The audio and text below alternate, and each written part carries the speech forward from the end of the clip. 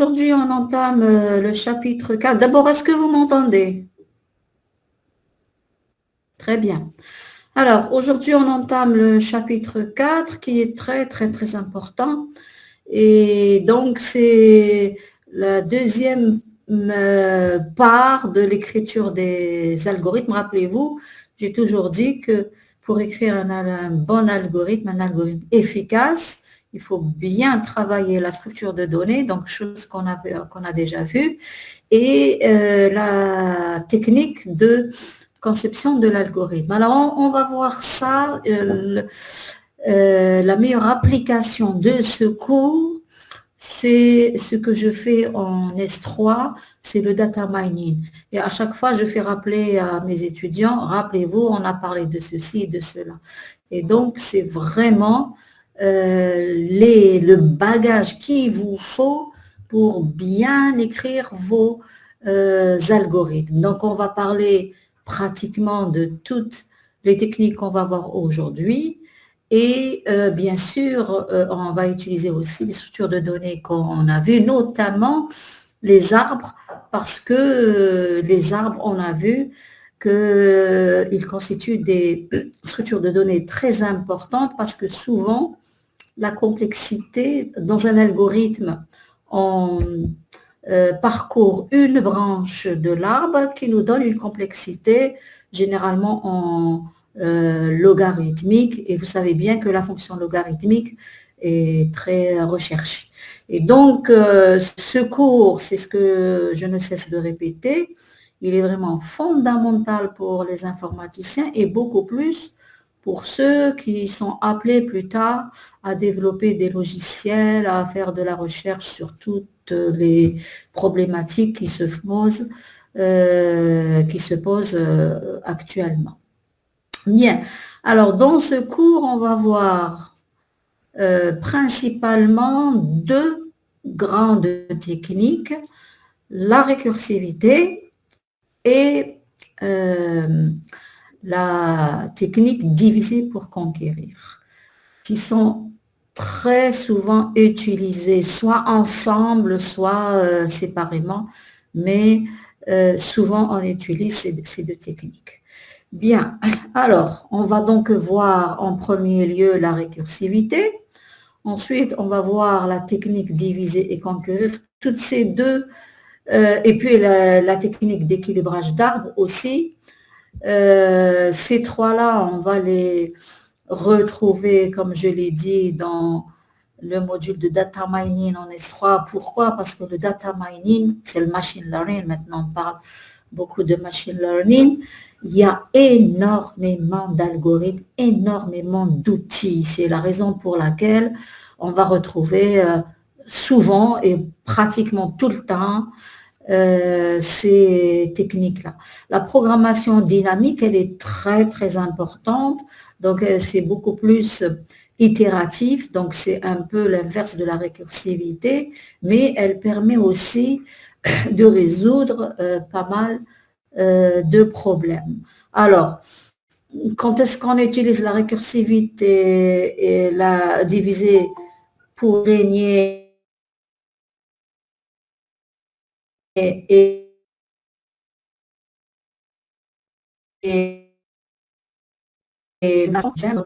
parfois la programmation dynamique s'avère très très utile, contrairement à la récursivité.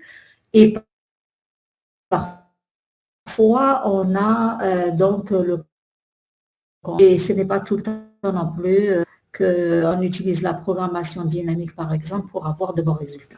Donc, ça dépend. On va voir, par exemple, on va voir des exemples et vous allez mieux comprendre qu'avant d'écrire un algorithme, il faut bien raisonner, il faut bien réfléchir pour choisir la technique qu'il faut. Bien, donc la première technique, c'est généralement, il y a ces quatre-là hein, pour écrire un algorithme. Souvent, on utilise ces techniques-là. Il n'y en a pas, il n'y en a vraiment pas d'autres. Alors, la récursivité. Vous savez ce que c'est, on a déjà vu hein, quand on a fait le parcours d'un arbre binaire, on a vu des algorithmes récursifs pour le parcours en préfixé, en infixé et puis en postfixé. Donc, on a déjà vu des exemples d'algorithmes récursifs. Alors, aujourd'hui, on va voir quelque chose de très, très intéressant. Ça va un peu renforcer votre bagage en matière de récursivité. Donc, la récursivité est une approche d'écriture d'algorithmes très puissante. On va voir pourquoi elle est très puissante à travers l'exemple que je vais donc vous exposer. Alors, quand est-ce justement qu'elle est puissante? C'est lorsqu'un algorithme est difficile à mettre en œuvre. La récursivité peut aider à résoudre le problème. Et c'est le cas de l'exemple qu'on va voir tout à l'heure. Pour certains problèmes, il est plus facile d'écrire des algorithmes récursifs. Pour d'autres, les algorithmes itératifs sont plus intuitifs. On a vu, par exemple, pour les parcours de l'arbre binaire, et il a été pour nous plus facile d'avoir recours à la récursivité que d'écrire les algorithmes itératifs. Rappelez-vous, je vous ai posé la question de comment écrire l'algorithme de parcours en préfixé par exemple un algorithme itératif et on avait vu qu'on avait besoin d'utiliser une pile, donc ce n'était pas facile. Voilà, donc il y a des cas où la récursivité est très facile à mettre en place, sauf qu'il faut par la suite évaluer la complexité, hein, parce que si la complexité elle est plus grande que l'algorithme itératif, à ce moment-là, il faut plutôt adopter, par exemple, la programmation dynamique. On va voir un exemple pour ça. Alors, parfois, le développement d'un algorithme récursif découle immédiatement à partir de l'énoncé du problème. Ça aussi, c'est ce qu'on avait déjà vu pour les différents parcours d'un arbre binaire. Alors, pour décider de l'approche à adopter au problème, il faut impérativement considérer la complexité de l'algorithme. C'est ce que je viens de dire. Donc, on écrit l'algorithme récursif s'il découle directement de l'énoncé, mais juste après, il faut évaluer sa complexité. Si elle s'avère être correcte, c'est bon, sinon on passe à une autre approche d'écriture d'un algorithme. Alors, l'exemple que je prends pour la récursivité, c'est l'exemple de la tour de Hanoï. Alors, la tour de Hanoï, c'est un jeu, hein, c'est un jeu de réflexion qui consiste à avoir ici 3 tiges et sur une tige, on va mettre un disque. Voilà, et il s'agit de déplacer cette pile de disques dans une autre tige. Par exemple, si je note A, B, C, donc c'est vraiment un jeu de réflexion. Il faut donc déplacer toute cette pile vers la tige C. Alors, initialement, tous les disques sont empilés sur la tour initiale du plus grand au plus petit. Oui, il ne faut pas oublier que les disques, ils sont empilés du plus grand vers le plus petit. Alors, les règles de déplacement, c'est un jeu, donc il y a des règles qu'il faut respecter à chaque fois qu'on déplace un disque d'une tige vers une autre. Alors, on ne peut déplacer qu'un seul disque à la fois. Ça, c'est la première contrainte. Et on ne peut déplacer un disque que vers une tour vide ou sur un disque plus grand. Voilà, les 2 règles qu'il faut respecter à chaque fois qu'on veut déplacer un disque d'une tige vers une autre. Donc, on peut définir le problème de la tour de Hanoï comme suit.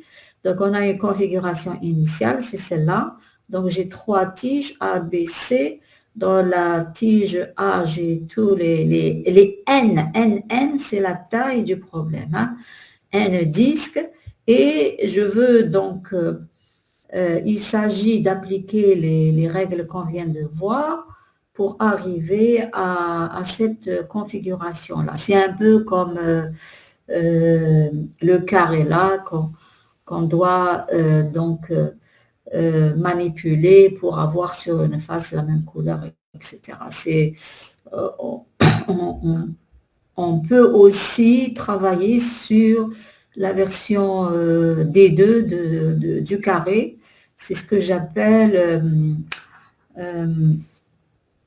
le nom m'a échappé. Donc, c'est un problème qu'on va voir en TD. En TD, on peut aussi le voir en projet, mais en projet pas pour ce cours, mais pour le second semestre, parce que on va voir que, par exemple, pour la tour de Hanoï, c'est un problème très complexe, et à ce moment-là, il faut le résoudre avec des algorithmes intelligents. C'est la raison pour laquelle, justement, je choisis de vous faire travailler sur la tour de Hanoï pour vous montrer qu'il y a des problèmes qu'on ne peut pas résoudre avec le PC que vous avez. Et donc, il va falloir retravailler l'algorithmique. Et donc, de ce cours, on va passer à une autre catégorie d'algorithmes qu'on appelle algorithmes intelligents comme les méta-heuristiques. Et c'est des choses qu'on va voir donc au second semestre. Donc, vous voyez que ce cursus, il est bien travaillé, les cours s'enchaînent. Hein. On pose la problématique, on essaye de la résoudre avec les moyens qu'on a, hein. C'est le S1, donc avec les moyens que vous avez appris en licence. Bon, on va encore renforcer votre savoir en matière de ce bagage-là. Et puis, quand on est coincé, donc on passe à autre chose de plus sophistiqué. Alors, c'est comme ça qu'on définit donc la tour de Hanoï. Donc, on a l'instance, rappelez-vous, hein, on définit un problème de cette manière-là. On décrit l'instance et on pose la question.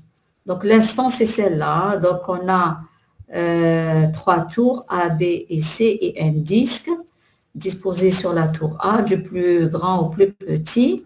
Et la configuration cible du problème dans laquelle les N disques apparaissent sur la tour C. Voilà. Donc, il s'agit de déplacer les N disques se trouvant sur la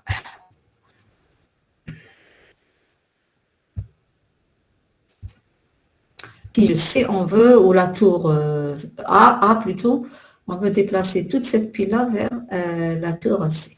Alors, la question qu'on se pose, rappelez-vous, bon, ça c'est une instance, mais la question, il faut toujours poser une question hein, pour un problème.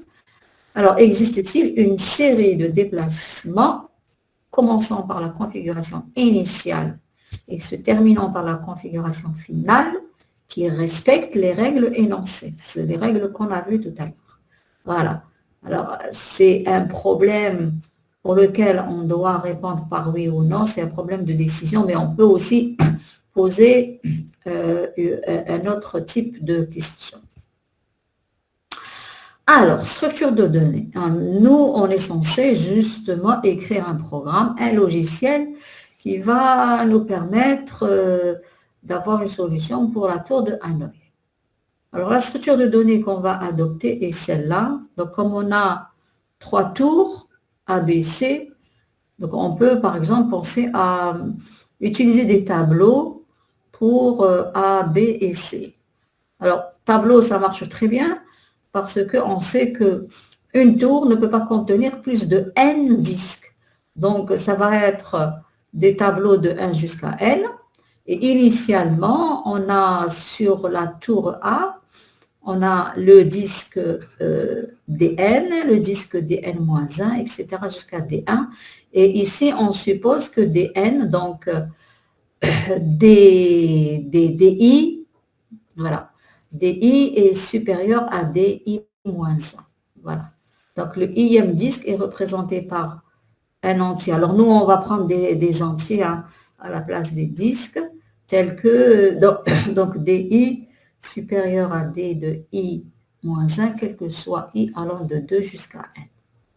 Voilà, donc, vous voyez très bien que pour résoudre un problème, la première chose à laquelle il faut penser, c'est la structure de données.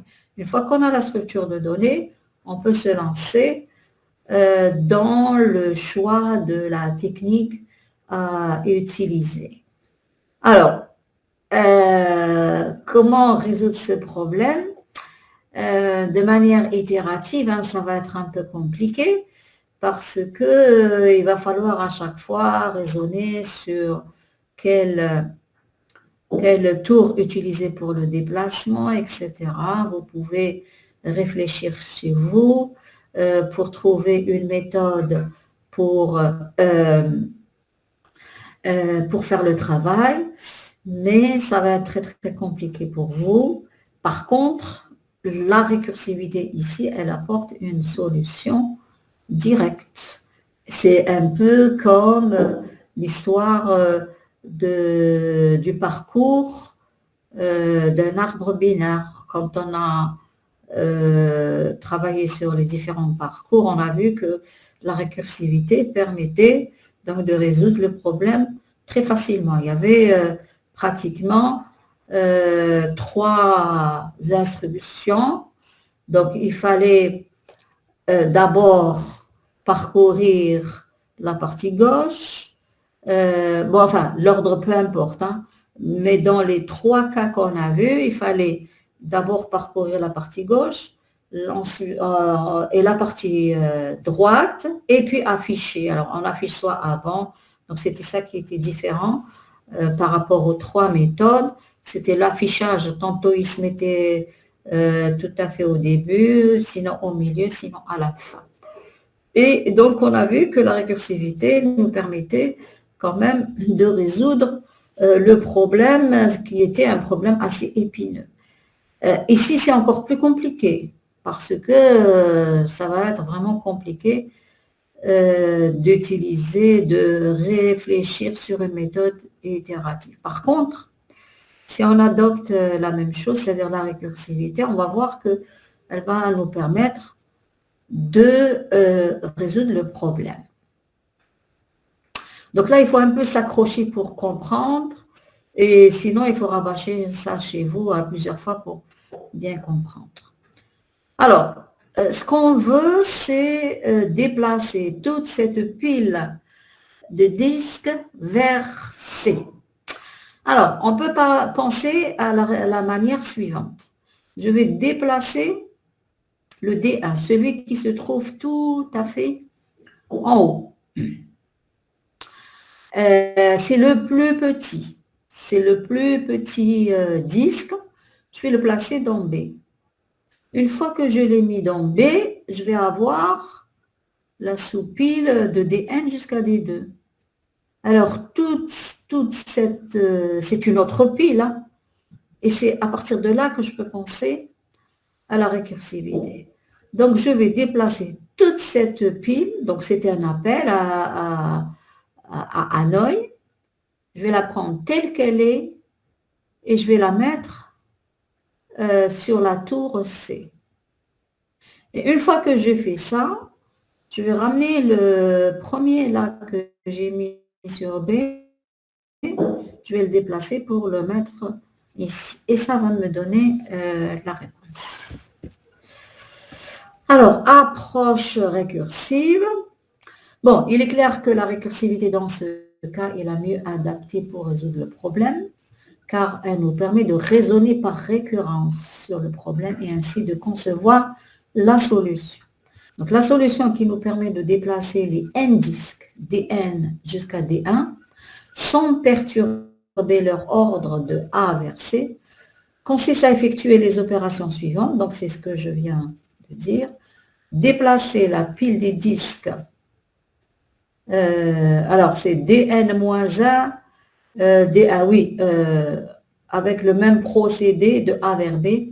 Bon, on peut faire aussi cela, hein, c'est-à-dire qu'on va déplacer, on va d'abord appeler la Hanoï pour déplacer la sous-pile qui va de dn-1 à d1 On va la placer vers B. Et puis, on va déplacer celui qui reste tout à fait en bas, le DN. On va le mettre vers C. C'est le plus grand. Et puis, on reprend la pile et on va, la pile de DN jusqu'à D1 qui est sur B, on va, avec le même procédé, quand j'écris le même procédé, ça veut dire, c'est l'appel récursif, le même procédé, c'est le déplacement de B vers C. Donc, en fin de compte, on a ces deux façons de faire. Hein. Soit on prend le dernier, on le met sur B, ensuite on déplace tout le reste vers C, ensuite le D1 qu'on a mis sur B, on va le remettre sur C, soit on va prendre toute cette sous-pile pour ne laisser que le DN, d'accord? On va la mettre d'abord dans B, ensuite le DN, on va le mettre sur C, et on reprend la sous-pile qu'on a mis sur D, on va la mettre sur... Et ça respecte les règles qu'on a énoncées tout à l'heure, sauf que ici on va faire en bloc, c'est-à-dire on va adopter donc la récursivité. Alors, avec donc notre jargon algorithmique, on peut donc écrire la procédure de cette manière-là. Alors, j'appelle cette procédure H, hein, c'est Hanoi, et comme paramètre, donc j'ai la pile, comme c'est récursif, donc je ne vais pas avoir un N, etc. Je vais avoir de manière générale une sous-pile, donc ça fait de disque I, DI jusqu'à DJ, donc j'ai une sous-pile ici que je vais déplacer de A vers C. Alors, comment je fais le travail? D'abord, je regarde si j'ai un seul disque. Et dans ce cas-là, c'est I est égal à J. Donc, si j'ai un seul disque, c'est clair qu'il faut le déplacer de A vers C. Hein, c'est un seul déplacement. Sinon, si j'ai I supérieur à J, donc c'est une sous-pile qui est correctement, qui est valide. Alors, dans ce cas-là, je vais appeler la procédure DI-1 jusqu'à DJ. Donc, je vais un peu partitionner cette pile en DI, DI-1 jusqu'à DJ. Et je vais donc déplacer cette sous-pile, je vais la déplacer de A vers B. Parce que B, en principe, il est libre. Ensuite, que lorsque j'ai uniquement le DI sur A, à ce moment-là, c'est un seul déplacement. Donc, je vais déplacer le disque DI qui est sur A, je vais le mettre sur C. Donc, c'est le plus grand. Ensuite, je vais prendre la pile qui va de DI-1 jusqu'à DJ. Donc, tous ces disques sont supposés être plus petits que le disque DI que j'ai déjà mis sur C. Et donc, ils sont sur B parce que j'ai fait le déplacement en premier lieu. Et je vais prendre cette pile, je vais la prendre de B, je vais la mettre sur C pour avoir le travail qu'il fallait donc résoudre. Voilà. Donc, vous voyez que la récursivité, c'est quand même une technique qui est très puissante parce que sans la récursivité, il serait vraiment très compliqué de résoudre ce problème.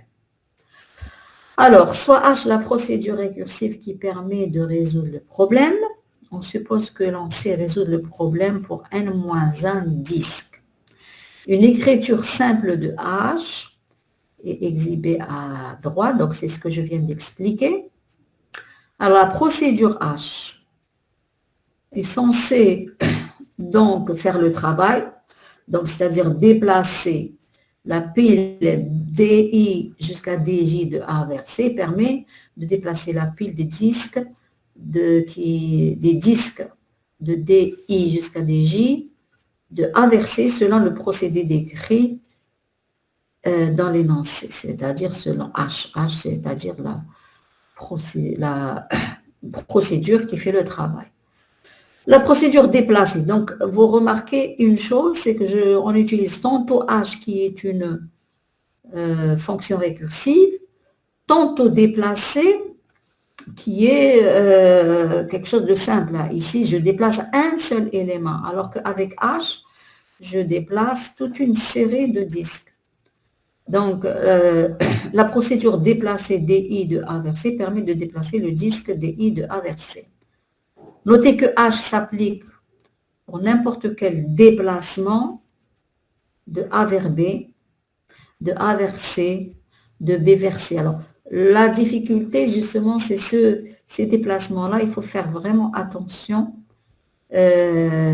lorsqu'on va justement exécuter ces déplacements. Il faut vraiment bien appliquer ça. Alors que ici, par exemple, ici, je déplace la série de disques de A vers C. Ici, je dois déplacer de A vers B. Ici, il faut revoir un peu ces tours dans les différents appels de procédure. Pour bien appliquer la procédure, il faut respecter l'ordre de déplacement sur les piquets ou sur les tours. Alors, on exécute, on va regarder ça de près. Bien sûr, on ne peut pas exécuter sur n'importe quel N. On va prendre 3 disques. Donc, on doit exécuter cette procédure, la procédure qu'on vient de voir, sur 3 disques. Donc, ça nous fait D3 jusqu'à D1. Rappelez-vous, D3 est plus grand que D2, qui est plus grand que D1. Hein, c'est ça, la pile, elle va du plus grand au plus petit. Et on veut déplacer ces 3 disques de A vers C. Alors, on commence par appeler cette procédure. Si je fais ça, ouais. Donc, on commence par appeler H, la procédure H, donc qui doit nous déplacer D3 jusqu'à D1 de A vers C. Alors, quand on l'applique, qu'est-ce qu'on a? On décortique, donc plutôt on partitionne cette pile en deux. On va séparer le D3 de D2, D1. Et donc, ça va nous donner H. On va donc déplacer D2, D1. Rappelez-vous de A vers B. Parce que le B, pour le moment, il est vide. Il n'y a rien au niveau de la tour B. Ensuite, quand on a fait cet appel-là, on va donc avoir D3 seul sur A. Et c'est à ce moment-là qu'on va le déplacer vers C. Une fois qu'on a déplacé le D3 vers C, on va reprendre la pile de D2 jusqu'à D1 qui est sur B. On va la placer sur C. Alors, comme c'est des appels récursifs, on va poursuivre. Ensuite, on va regarder comment on applique H pour la sous-pile D2, D1 et comment on va déplacer D2, D1 de A vers B. Alors, même chose. Donc, ici, il faut faire attention. Tout à l'heure, regardez ce qui se passe. Pour le déplacement du milieu, on garde les mêmes paramètres, A et C. Par contre, ici, on garde le A et on met l'autre tour. Et ici, on démarre de l'autre tour qui n'est pas dans AC pour arriver à C. Donc, c'est à ce niveau-là qu'il ne faut pas se perdre. Et donc ici, qu'est-ce qu'on va faire? On va déplacer D1, donc on va garder qu'un seul disque. Hein. Rappelez-vous, on sépare toujours le premier du reste. Donc on a séparé D2 de D1, D1. Et donc on va prendre ce qui est en haut de A et on va le mettre vers C, d'accord? Et une fois qu'on a que le D2 au niveau de A, on va le déplacer vers B. Alors, je vous ai dit, là, ça ne change pas, d'accord? Et puis, on va prendre la P, donc ici, c'est que D1. On va donc le déplacer de C, hein, tout à l'heure, hein, c'est l'autre tour. Donc ici, si j'ai AB, donc ça va être C vers B. Alors, on continue de cette façon-là. Et ici, donc, H, D1, D1, AC, c'est la condition d'arrêt. J'ai I qui est égal à J. Et dans ce cas-là, je vais déplacer donc, le D1 de A vers C. Voilà. Donc, ça, c'est l'exécution de H qui est une fonction récursive. D'accord? Alors, comment ça va se passer réellement? Donc, une fois qu'on a exécuté ça, ça veut dire qu'on va faire ce déplacement, ensuite ce déplacement, ensuite ce déplacement, ensuite celui-là, etc. Voilà. Donc, on va déplacer D1 de A vers C, ensuite D2 de A vers B, etc.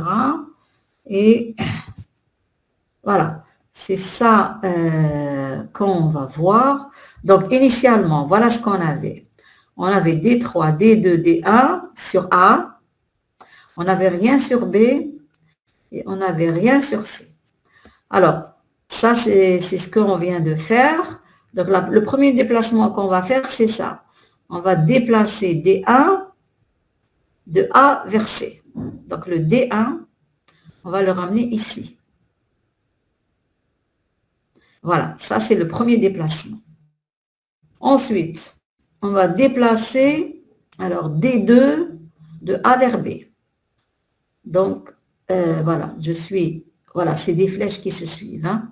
Donc, ici, je vais prendre le D2, je vais le mettre dans B. Donc, ça me fait cette configuration-là. Ensuite, je vais déplacer le D1 qui se trouve sur C. Voilà, je vais le mettre sur B. Donc, ça me donne cette configuration-là. Ensuite, je passe ici. Je vais prendre le D3 qui se trouve sur A. Voilà, celui-là, il se trouve bien sur A. Je vais le placer de A vers C. Voilà, je le mets ici. D'accord?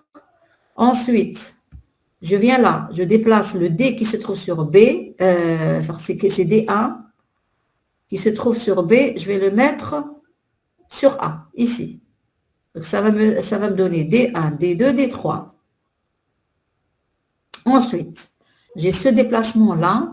Donc, je déplace D2 qui est sur B. Il est là. Je vais le mettre vers C. Voilà. Donc, ça va me donner D3, D2 sur C. D'accord? Et puis, vers la fin, le D1 qui se trouve sur A, je vais le placer sur C. Donc, ce D1, je vais le ramener ici. Et ça me donne bien la solution. Donc, la configuration finale. Donc, vous voyez très bien que ça marche parfaitement. Voilà, on a donc montré comment se font les déplacements. Alors, est-ce qu'on aurait pu faire ça dès le départ pour avoir tous ces déplacements? Rien que pour 3 disques, c'est un peu compliqué. Donc, vous voyez la puissance de la récursivité. Avec la récursivité, on a pu quand même régler le problème. Ça aurait été très, très, très difficile de penser à ces suites de déplacements sans avoir fait recours à la récursivité.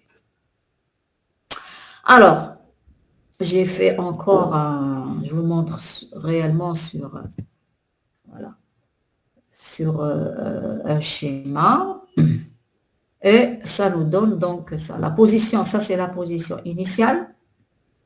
Ensuite, on effectue les 3 mouvements. Donc, rappelez-vous, alors, celui-là, on l'a mis ici.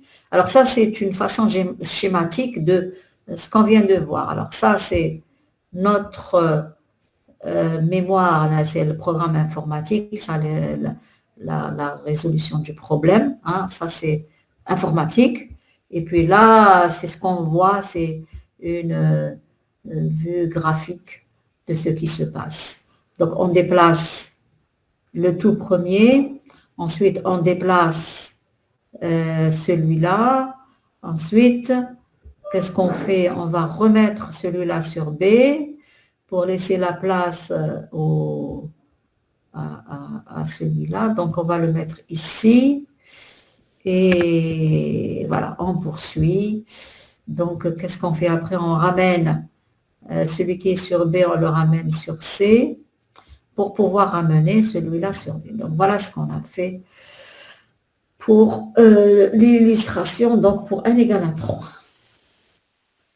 Alors, dans le cas général, on déplace n-10 de la tour initiale à la tour intermédiaire en passant par la tour finale. On déplace, alors ça c'est, je répète, hein, pour que vous puissiez un peu comprendre. De toute manière, il faut aller travailler ça à tête reposée chez vous pour bien comprendre ce qui se passe. Ce n'est pas des choses qu'on peut apprendre par cœur, c'est beaucoup de raisonnement et donc il faut consacrer du temps pour comprendre cela. Alors si vous comprenez cet exemple-là, vous allez bien comprendre la récursivité. Ça c'est vraiment quelque chose de fondamental, académique. Toutes les universités, bien sûr, les universités qui se respectent dans le monde font ce cours-là.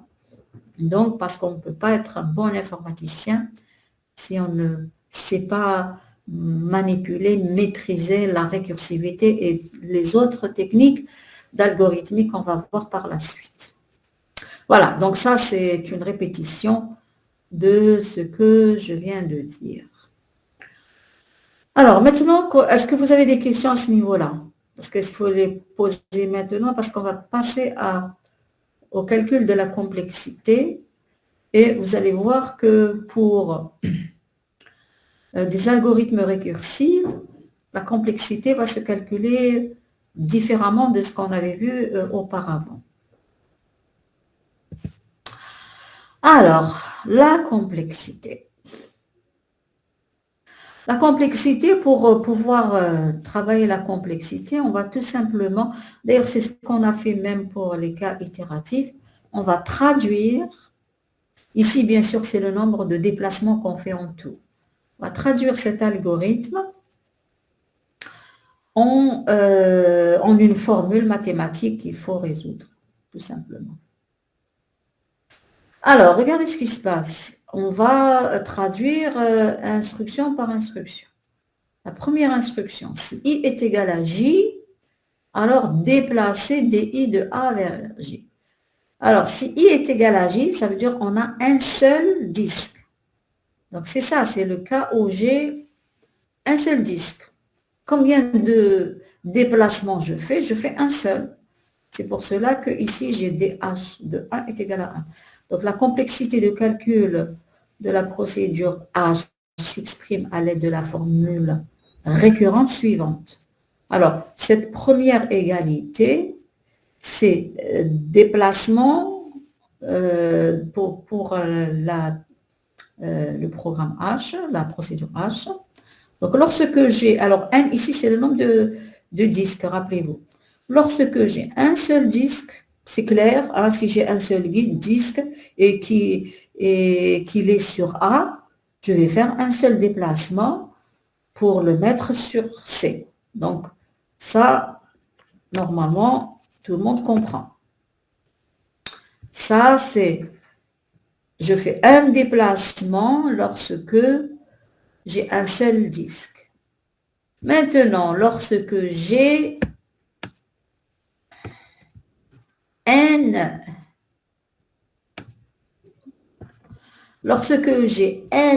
disques, combien de déplacements je vais faire?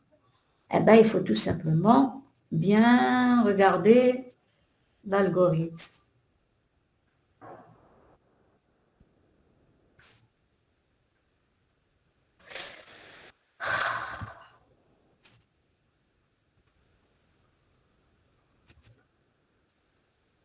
Alors, que nous dit cet algorithme?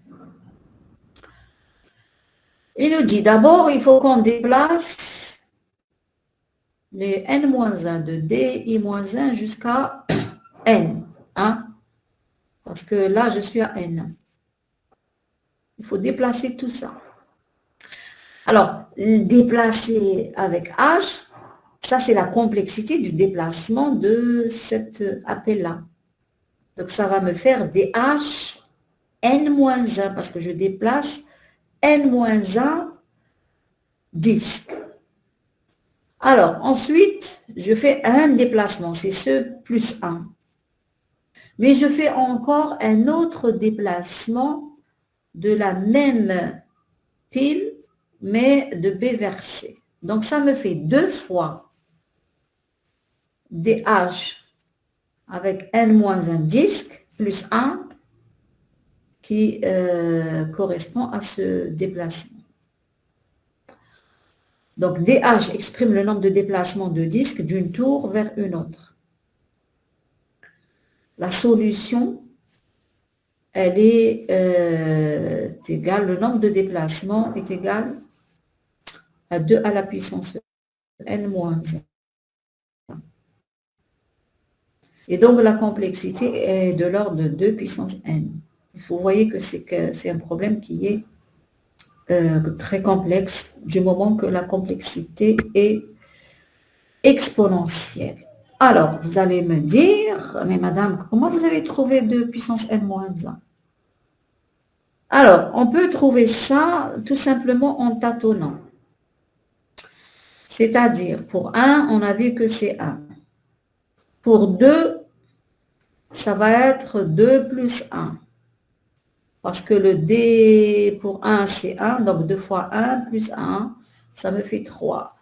Etc., etc. Donc, on peut, en tâtonnant, en essayant de comprendre cette formule, on trouve ça. On peut faire aussi autre chose. Hein, parce que ici, le DHN-1, ça va être DHN-2, 2 fois DHN-2 plus 1, etc., etc. En décortiquant cette formule récurrente, on peut trouver donc ce résultat-là. Maintenant, si on veut avoir de la rigueur, il faut faire une démonstration par récurrence. Ça veut dire qu'on suppose que c'est vrai pour un disque. Alors, pour un disque, j'ai 2 à la puissance 1 moins 1. Ça me fait 2 moins 1, ça me fait 1, donc c'est vrai. D'accord? Ensuite, on suppose que c'est vrai pour n. Donc, je suppose que DHN est égal à 2 à la puissance n moins 1. Et je dois démontrer que c'est vrai pour n plus 1. Alors, DHN plus 1, j'applique la formule, ça va me donner 2 fois, j'applique cette formule-là, donc pour n plus 1, ça va me donner 2 fois DHN plus 1. Mais ce DHN, il est égal à 2 puissance n moins 1. Donc, il faut multiplier par ce 2-là, plus 1. Donc, ça va me donner 2 fois 2 puissance 1, c'est 2 puissance n plus 1, moins 2 plus 1. Donc, ça va me donner au final 2 puissance n plus 1 moins 1. Donc, j'ai bien cette formule-là pour n plus 1, donc ce qui est démontré.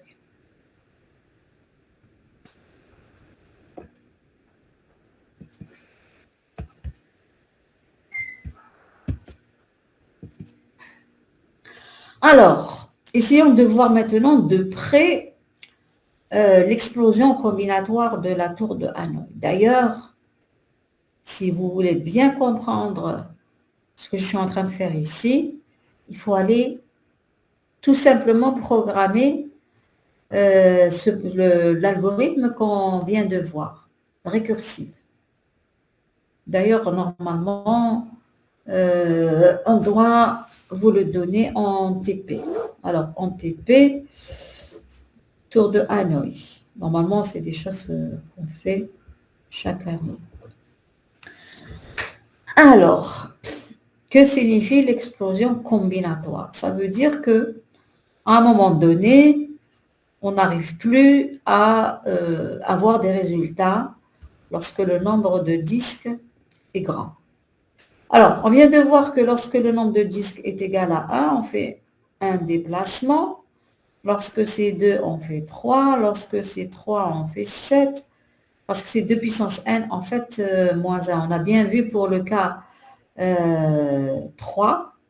Ouais, on a bien vu ici et même là, on fait combien de déplacements? Donc, on fait 1, 2, 3, 4, 5, 6, 7. En fait, donc, ça encore, c'est un deuxième exemple.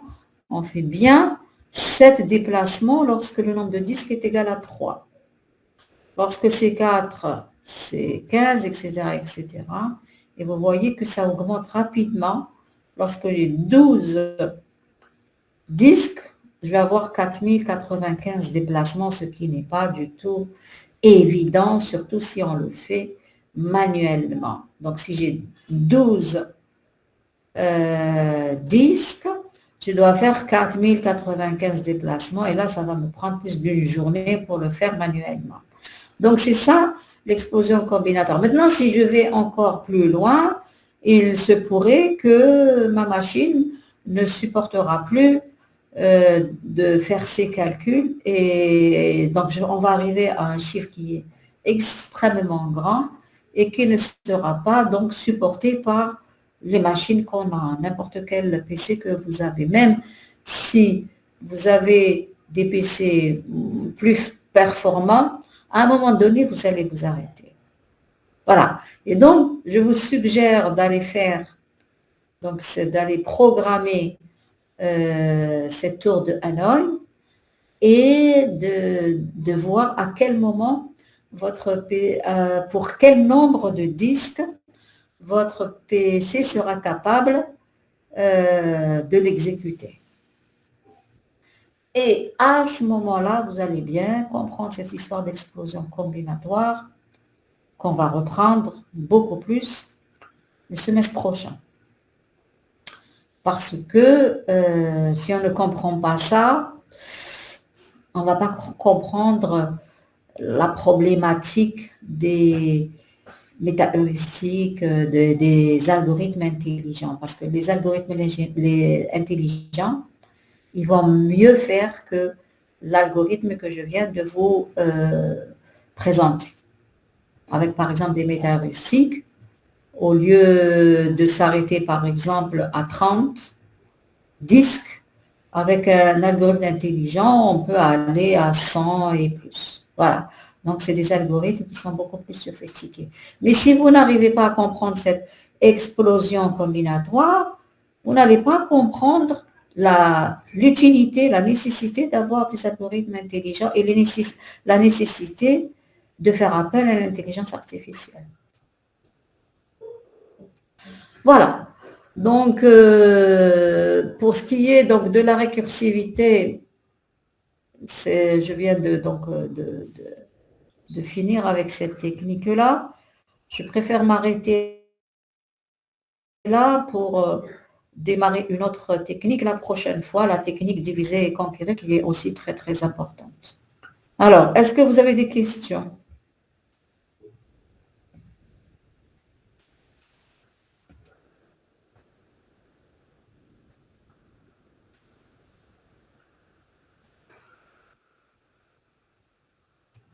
Bon, il faut travailler ça, hein, c'est ce que je vous ai dit tout à l'heure. Il faut travailler ça à tête reposée, il faut consacrer du temps à ce qu'on vient de voir. C'est un cours qui est très très important, c'est ce que je vous ai dit. En S3, on va travailler que sur ça, sur des algorithmes, le machine learning qu'on entend beaucoup en ce moment, deep learning, etc. Le deep learning, c'est une question d'explosion combinatoire. Hein. Donc ça explose même quand on a des algorithmes intelligents et donc il faut passer par des machines qui sont... Il faut faire appel aux deux grands critères de l'informatique, donc la machine, le hardware et le software. Il faut bien travailler l'algorithmique, le software, et puis il faut aussi... Alors tout ce qu'on est en train de faire ici, hein, c'est bien travailler le logiciel justement pour éviter un peu cette explosion combinatoire. Et puis d'un autre côté, bien sûr, il faut travailler les machines, hein, la puissance des machines. Donc l'informatique, ça a toujours été ces deux volets. Hein. Il y a beaucoup qui travaillent sur l'aspect machine, donc pour avoir des machines très puissantes, pour qu'elles puissent justement aller le plus loin possible pour, par exemple, résoudre la tour de Hanoï. Mais d'un autre côté, il faut aussi travailler, il faut avoir des algorithmes très élégants pour pouvoir, là pour le même objectif, c'est-à-dire aller très loin dans l'exécution, par exemple, de la tour de Hanoï. Voilà, donc c'est ces deux volets qu'il faut bien travailler, il faut combiner pour aller le plus loin possible dans l'exécution d'un problème. Alors ici, on a vu un problème académique, parce que souvent, les jeux, on les utilise beaucoup, surtout en intelligence artificielle, pour illustrer les méthodes, mais dans la vie réelle, il y a aussi des problèmes aussi complexes, comme par exemple le problème du transport. Hein, le transport, surtout maintenant, hein, multimodal, etc. On veut toujours, quand on se déplace, on veut toujours arriver le plus tôt possible, etc. Donc il y a des contraintes et donc c'est des problèmes complexes qu'on résout avec justement de cette manière-là et avec l'intelligence artificielle surtout. Voilà, donc si vous n'avez pas de questions, on va s'arrêter là. Donc la prochaine fois, on va voir l'autre technique, diviser et conquérir, qu'il faut bien travailler parce qu'en S3, je vais encore vous faire rappelez-vous de ce qu'on a fait en S1. Alors c'est ce que je dis justement aux étudiants qui sont actuellement en M2 et ils sont en train de voir des exemples extraordinaires, hein, des applications extraordinaires de ce cours-là, qui est, comme je l'ai dit tout à fait au départ, fondamental à toute application de l'informatique.